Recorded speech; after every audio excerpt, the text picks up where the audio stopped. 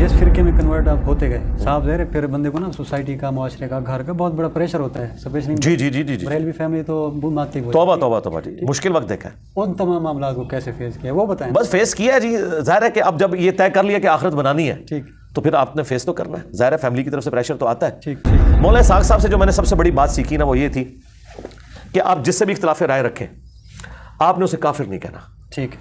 और नमाज आपने सबके पीछे पढ़नी है। ठीक। इख्तिलाफ राय को इख्तिलाफ रखना है, इस मुखालफत को इस एंड पे नहीं लेके जाना। ठीक।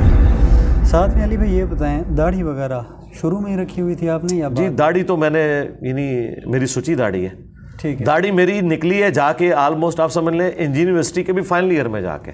ठीक। दाढ़ी लेट निकली है मेरी। ठीक, यानी फिर काटी वगैरह आपने नहीं? नहीं, ज़ाहिर है कि नहीं। मैं तो यानी पहले भी निकल ली तो मैंने नहीं काटनी थी, यानी दाढ़ी की तो मैं नियत मैट्रिक लेवल पे ही कर ली थी कि ज़ाहिर है एक मजहबी था। जिस फिरके में कन्वर्ट आप होते गए साहब ज़ाहिर है फिर बंदे को ना सोसाइटी का, मुआशरे का, घर का बहुत बड़ा प्रेशर होता है, स्पेशली जी जी जी जी जी बरेलवी फैमिली तो माती हुई। तौबा तौबा तौबा जी, मुश्किल वक्त देखा है। उन तमाम मामला को कैसे फेस किया वो बताएं। बस फेस किया है जी, ज़ाहिर है कि अब जब ये तय कर लिया कि आखिरत बनानी है ठीक, तो फिर आपने फेस तो करना है। ज़ाहिर है फैमिली की तरफ से प्रेशर तो आता है। ठीक। तो मैं चूँकि शुरू से मेरी बड़ी तबीयत एक्सट्रोवर्ट किस्म की है, मैं किसी को खातिर में नहीं लाता। यानी जब मैं बरेलवी भी था ना तो एक कटर था और मैं समझता था ये इस तरह है। तो जब मुझे ये हक़ की आवाज़ पता चली, वैसे हमारे अक्सर स्टूडेंट्स हक़ की आवाज़ सुनने के बाद ना बुज़दिल हो जाते हैं। ठीक है। वो उसमें मेरी तरबियत का भी असर है। मैं कहता हूँ यार सबसे मोहब्बत करो, लेकिन मैं खुद ऐसा नहीं हूँ। ठीक है। मैं बिल्कुल बैक फुट पे नहीं गया, हर आने वाला दिन मैं फ्रंट फुट पे खेला हूँ।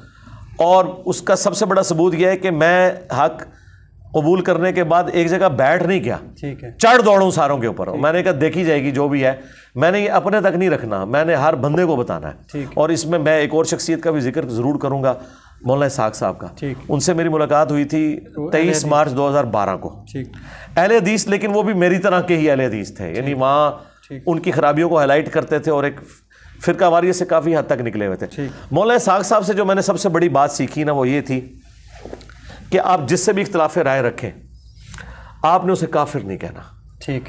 और नमाज आपने सबके पीछे पढ़नी है। ठीक। इख्तिलाफ राय को इख्तिलाफ रखना है, इस मुखालफत को इस एंड पे नहीं लेके जाना। ठीक। मुझे आज भी वो दिन याद है जब 23 मार्च की, उन दिनों छुट्टी होती थी यौम पाकिस्तान की। ठीक। 2012 को जुम्मे के दिन 2012 में 23 मार्च आया था। 2013 में डेथ हो गई मौलाना इस्हाक़ साहब की 28 अगस्त को रहिमहुल्लाह ताला। तो मेरी वो पहली और आखिरी मुलाकात थी उनसे। हमने पहले ही उनसे टाइम लिया था, बल्कि उन्होंने फ़ोन करके बुलवाया था मुझे। और फिर अच्छा मौका, हम मोटरवे के ज़रिए इस्लामाबाद से गए और उनसे मुलाकात की। मैंने इंटरव्यू भी 40 क्वेश्चन के साथ रिकॉर्ड किए, वो वही वाली वीडियो। हाँ जी, वो देखी हुई है आपने। जब मैं वापस आया ना तो मेरे साथ जो मेरे बाकी दोस्त थे उन्होंने कहा कि जी आपने मौलाना इस्हाक़ साहब को कैसा पाया और क्या आज आपने लर्न किया। मैंने कहा जी मेरा एक उक़दा वो मौलाना इस्हाक़ साहब ने हल किया जो कोई और नहीं कर सकता था। और वो ये था कि सारे फ़िरके सारी गुमराहियों के बावजूद मुसलमान हैं और सबके पीछे नमाज़ें पढ़ना दुरुस्त है। ये वो मेरा मसला है जो मैं प्रैक्टिकली तो इस पे अमल कर रहा था, लेकिन ज़हनी तौर पे सेटिस्फाई नहीं था। ज़ाहिर अहले हदीस कहते हैं बरेलवी मुशरिक, इनके पीछे नमाज नहीं होती। बरेलवी कहते हैं अहले हदीस गुस्ताख़ रसूल, इनके पीछे नमाज नहीं होती। लेकिन ये मेरा मसला इल्मी दलाइल के साथ उन्होंने हल किया। मैंने उसमें एक टॉपिक उनसे डिस्कस भी ये किया, फिर मेरी आप वीडियो भी देख लें, कलमा गो मुशरिक और काफिर मुशरिक में फ़र्क।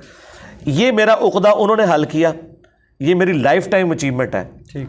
आप अगर मुझसे पूछे ना, मैं अपने बदतरीन मुखालफीन के बारे में भी एक रत्ती बराबर भी मेरे दिल में ऐसी नफरत नहीं आती कि मैं इससे बदला लूंगा।